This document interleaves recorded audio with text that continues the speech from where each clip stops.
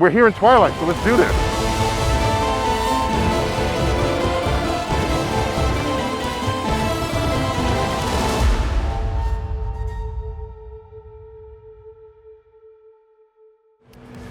One of the good things about Europe, of course there are many good things about Europe, but especially the gelato. I wanted more gelato that could fit on an ice cream cone, so I got it in a cup. Then I just got the cone separate. You just stick that on there, and then I eat that last. That way it doesn't fall off when I'm eating it. Nothing scientific about that. It's just simple facts. This is pistachio and chocolate. Make a nice combo. You want some? Here. Our whole production team is in London for a few days.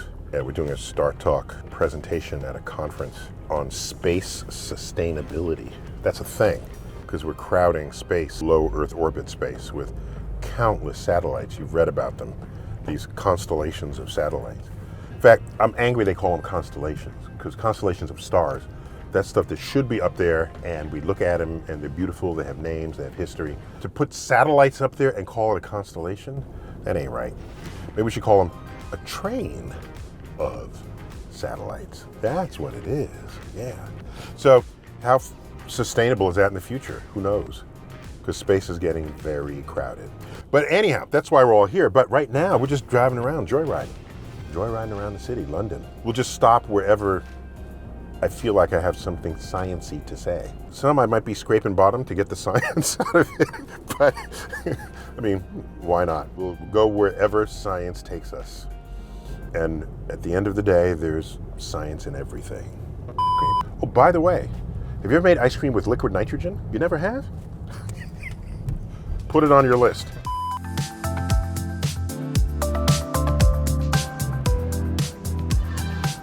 So I'm here in London, and that's Parliament behind me, and of course the big clock at the top there. Big Ben. I think Big Ben is specifically the bell, not the clock itself, last I knew. I think we tried to make a big bell, and then it cracked, the Liberty Bell. So I don't know if that was a sign that maybe our liberty is broken. I don't know. Oh, hey, what are the odds? Let's calculate that. There's 8 billion people in the world. Too many. Yeah. No, it'll go to 10 billion and it'll settle off there. Oh boy. Did you know that? No. Yeah, it'll settle at about 10 billion. Okay. And of all the places one could be, this is a pretty highly traveled place. Yeah. Thousands of people within, so 8 billion out of 1,000, that's 8 million. The chances are 1 in 8 million if at the beginning of today you said, what are my chances of meeting Neil deGrasse Tyson? Yeah. However, if you ask yourself, what are my chances of meeting someone who I recognize, no matter who it is, it's way higher than that. It's a little higher. No, way higher. I guess, yeah. We would say it's way higher. It's way higher. If you take a look down at the bridge support, notice its shape. Leonardo da Vinci wrote extensively about what shape bridge supports should have that are in the water. So how they would part the currents. Otherwise the current would like chew on the base of the bridge and ultimately destroy it. So just so you know, they're engineers, civil engineers, thinking about this stuff so that you don't have to. Leonardo was an engineer, a military machinery expert, and he did physics. Oh, and he was also an artist, Leonardo. Anyhow, here we are, reporting from London on the summer solstice, June 21st. Okay, wait, okay. Oh, everybody's in. We're going to selfie that? Wow. Thanks, everybody. Very So you guys are in from where? Where are you guys in from? California. What part? Like Anaheim. Okay. Wait, where are you guys filming? Well, for my podcast, StarTalk. Oh. Yeah. Yeah. That's so cool. It's StarTalk visits London. Oh, that's cool. No, stay with it. Stay with it. Take hard classes. You'll be better off. Even if your grade drops a little bit, the hard class will matter more than the difference in the grade. Okay. You got it. Okay, now you all get out of my shop. That's what I thought she had in mind at the beginning. I did. And Come on they now. totally bogarted their way in. Okay, guys. Thanks for your interest. Okay, guys. Actually, a friend of mine met you in Australia, and I was so jealous. Oh, But I now guess you can go back at him. Comment about that shirt? Well, so he was wearing a NASA shirt. If you wear NASA bling, then you're in the club. That's just how that works. Flexing in the science community. Yeah, this is like, what's it called? Virtue signaling? that the cosmos is your thing. And so that's what they were. They were from Bulgaria. The folks before that were from Australia, then Oklahoma. But just fun seeing tourists on this bridge while we were trying to film StarTalk. And the people who just have their own enthusiasm for science, and I'm honored that I can play a role in feeding that enthusiasm. And so there it is. Back to the van. Well, we can all fit in one of those. Cool.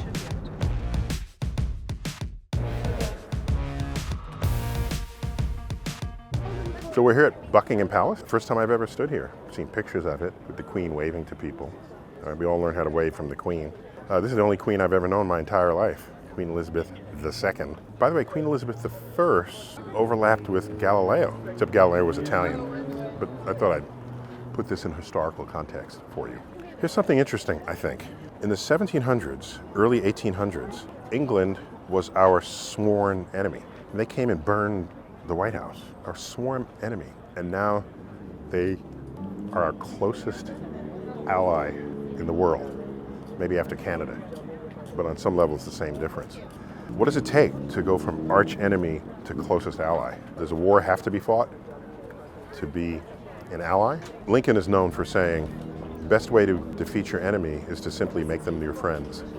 So weird. What are you doing here? Can I ask? Well, what are you doing here? I'm visiting. Yeah, so am I. From Iraq. Welcome, yeah. Great pleasure. Excellent. Oh, Great thank pleasure. you. Thank you very Thank much. you. I Thank really you. appreciate it. Nice to meet you. All From right. Mexico.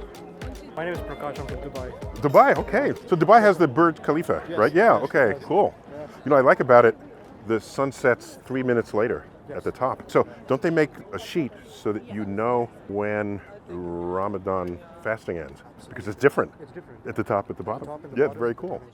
Solgaard and StarTalk. This is badass. This is badass. You hear what I said? I said badass. While in London, of course, we're using our out-of-this-world luggage, the limited collab with Solgaard and StarTalk. This collab includes the Moon, Mars, and NASA suitcase. And inside, the carry-on closet, the patented magical closet system that allows you to stay organized on the go. Solgaard makes travel easier, and it's sustainably made too. Every item saves 5 pounds of plastic from entering our ocean. The luggage is back in stock while supplies last. Visit solgaard.co/StarTalk to learn more. So the first time I came to London, I was 14 years old. I was by myself. It was the beginning of a multi-week stay where I studied part of an expedition, archaeologists and other scientists, to study monuments in the British Isles up in through Scotland that resemble Stonehenge but are not as famous as Stonehenge or not as well preserved. So there are these stones throughout, right? Folks back then, they erected some stones, all right? You look at Stonehenge and you think it's singular, it's not. One of very many examples. And some of them were uncharted. So we had a map of those that were uncharted, and I and 12 other people, I brought sort of the astronomical knowledge to the table. Other people brought archaeological knowledge, because I've been doing astronomy like since I was a little kid. So we found these stones, and they're typically in farmers' fields. So we just checked, we first document them, because the farmers didn't like the stones because it disrupts their farming practice.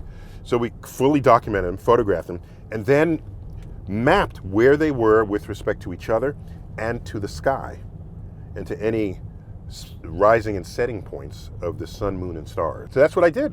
And by the way, that was kind of a Stonehenge baptism for me. We did visit Stonehenge in the Salisbury Plain. It's because of that trip that I said to myself, I got to bring some of this back to New York City. Some years later, I would be in Central Park, surrounded by lawns and trees, and beyond the trees are the rooftops of tall buildings.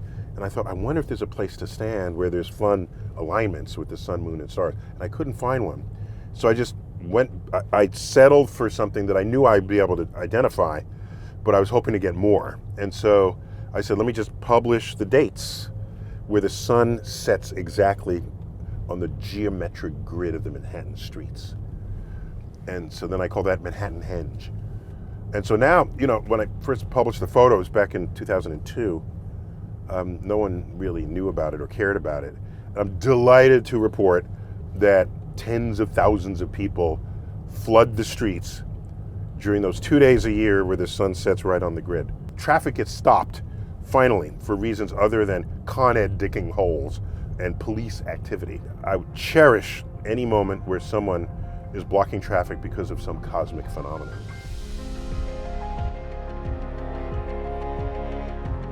What time would we have to leave? Like 5 in the morning? We just find how long it takes Oh my to God, drive the sun there. is up at like 4 a.m. No, isn't it? right. it's solstice, so twilight is long and Are the we sunrise going is tonight? early. We can And party what's through the the driving night. time? 2.5 hours. Right Oh now? my 12 God. hours now with Let's do traffic. it. Now? Let's do it. He's like, I didn't sign up for this. It's going to be great content though, to be fair. We gotta go. We gotta go. right. Let's do it. So leaving at midnight, it's 1 hour 50.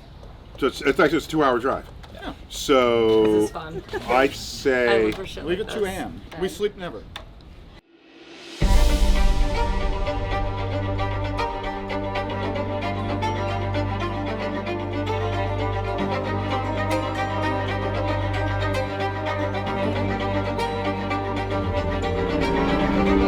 By the way, we're here in twilight, so let's do this, okay?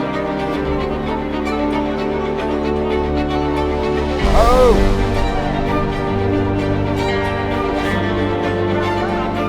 Okay, we're now here at Stonehenge, the day after the solstice, but the sun will still rise in the same place as it did yesterday. So I'm not worried about that. And we've got a security guard approaching us right now. We might be on private property, but we'll find out in a moment. But anyhow, Stonehenge is there in front of us, and we're right now aligned with the heel stone. And the heel stone is actually between two vertical columns. And unfortunately, we have trees on the horizon, so we're not going to get a clean rise of the sun. And the sun is going to rise at a very steep angle. So it'll be interesting to see where it shows up when it finally manifests itself from behind the trees. And so we might have to sort of shift a little this way to get it at least over the structure, to at least capture some of the spirit that the original architects had intended. This is a little emotional for me because I haven't been to Stonehenge since I was 14 years old. This is like 50 years ago, and here it is again. Back then we could like climb all over the stones, and of course you knew over time that wouldn't end well, and so of course the Stonehenge monument is cordoned off. We are here the day after the solstice, but the sun rising angles would still be close enough to what they were yesterday so that it would make no important difference. When I came here, I was with the guy who first decoded it. He wrote the book Decoding Stonehenge. His name is Gerald Hawkins. Because we came here just to sort of benchmark what we were about to do in the rest of the British Isles. We went up into Scotland, and there are other stone, like I said, none this well preserved and none this large, but there's tons of them. I don't know if you noticed their sign, there was Woodhenge, and there's Avebury, there's another circle of stones that are not this big, they're more craggy chunks of rock, but there's a bunch of these throughout the British Isles. So whatever was going on, it was a common thing to do. So for the fully constructed thing, you'd have the vertical stones, and then the cap stones, and then this would complete a circle. And there's an inner circle to that as well. Right, that's why it's busier than what would look like it would just be a single outer ring. There's like a second ring, which was a little more mysterious about why that was there. So earlier we saw a set of people all dressed in robes gathered at Stonehenge, and then they started walking around it. And you got to see how big the stones are compared to a human being. They're like 4 or 5 times their height. Were they druids? I don't know. For the longest time, it was suspected that the druids were responsible for Stonehenge. But the earliest we can date the druids is thousands of years later than the dating of the stones themselves. So maybe the druids used it, performed rituals around it, but they're not the ones who built it. And that still remains to be resolved in a way that we can all agree. As an astrophysicist, as a scientist, to me that's an observatory, in addition to whatever else civilizations might have used it for. Stonehenge. His name is Ty. Hi, how are you doing? We found him yesterday to drive all of us out here last night. And Ty, you're telling me that you heard or read or saw Yes. that Stonehenge was a portal through space-time continuum. Absolutely. That's what I heard. Okay, it's absolutely, believe it. that's what you heard, Believed it. but it's not absolutely that it's true. It's true that you heard it. Okay. Okay? We agree? Yeah. Okay. All right. Well, you know, I was told that was a portal, and that's been broken down because they don't want any other people to go through it. And when was, as a portal through space and time? Space and time. And yeah. who built the portal? The aliens. Aliens. Yeah. Okay.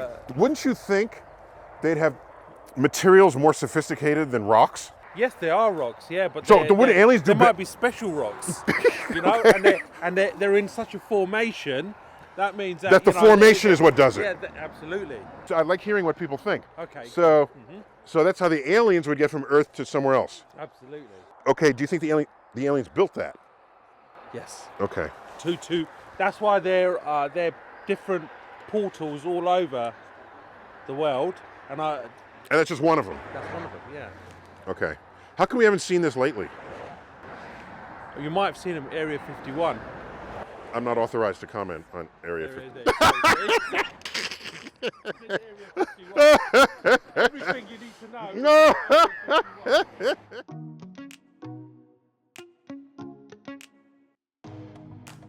So it's day 2. Now we're going to attend a sustainability conference for space. That's a new term, space sustainability. We actually have an episode on that. You can dig it out of the archives. So we're attending that conference and we're going to do a live StarTalk. That's going to be fun. And it's at the Museum of Science here in London.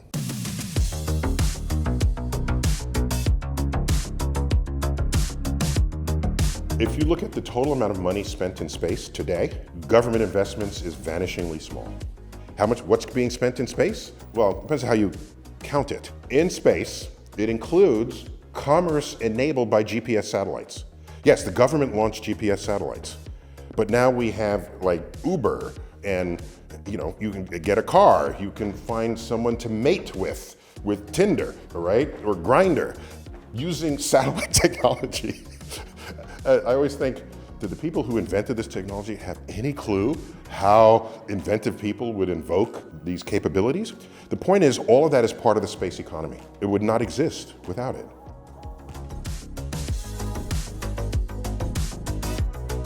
Welcome to StarTalk, everyone.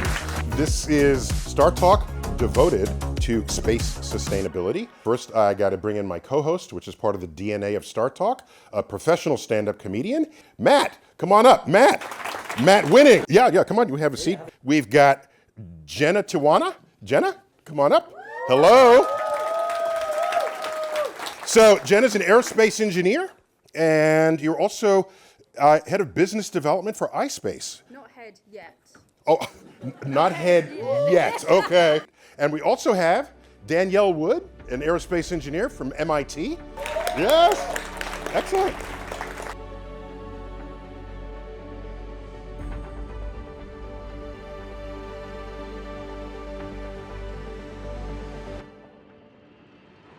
Everyone will look back on the several hundred people in this conference and say, oh my gosh, I wish I was at that gathering, because that's where the rules were set for how we now conduct business in the future. Thank you for sharing us your comments, and thank you all, and to thank our panelists. Thank you. Morba, come on up here. Take us out. Whoa! Wait, let's do that for the camera. You ready? Go, studying. Bioengineering. Mechanical engineering. Wait, Mechanical engineering. You're on an abbreviation basis.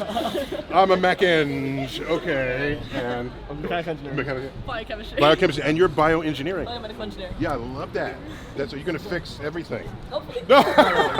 We fix it. No. Oh, okay. Nerd fight. A little bit of rivalry. Nerd fight. Okay, and we all got that thing. Oh, we got more behind you here. Oh, hello, everybody. Lovely. We're all medics. We're not as impressive. Oh, okay. You're all medical students? Yeah. Oh, I did physics though. Physics. Don't leave out the physics. Sorry. I'm so sorry. Allow me to say that there is no understanding of biology without chemistry, and there is no understanding of chemistry without physics. Fair enough. It is foundational in this universe. So is physics the grandfather of sciences? Or the grandmother. Grandmother. Fathers can't birth anything. Okay, get your gender. Don't you get with the program here. Patriarchy. All right, I shouldn't be the one to have to drag you kicking and screaming into the 21st century. By the way, my generation fucked up the world, so you gotta fix it. We'll try and fix Okay, it. all right. You know what I'm saying? It's a lot of pressure right now. There's a lot to I'm fix. just saying. Okay, we did something. We brought you the personal computer, and my people did that. But then we weren't really thinking about sustainability, the future, multiculturalism. There was a lot missing from our portfolio. And that is center in how you guys live today and think. It's second nature.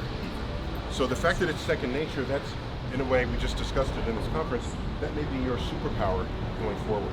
So. We'll save the world. All right, guys, I gotta run. So nice. Okay, thank you.